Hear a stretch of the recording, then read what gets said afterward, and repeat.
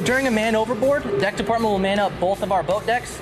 Typically the starboard side is going to be our primary lifeboat. We'll load the lifeboat with the coxswain, the boat driver, the boat engineer, the boat officer who's overall in charge and responsible, as well as the surface rescue swimmer. Star swimmer is somebody that is going to go out of their way to possibly save a man that has jumped overboard, do all kinds of stuff. Depending on the water temperature, we'll deploy with a wetsuit or a dry suit.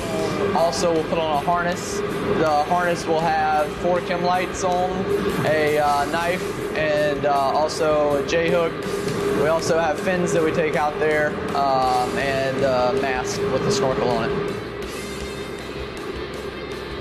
We need star swimmers on board, so if anybody falls overboard during flight operations, we can go and retrieve them.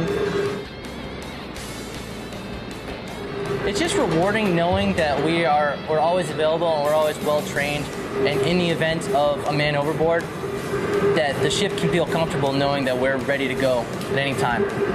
I'm a search and rescue swimmer, so others may live. So others may live. So others may live.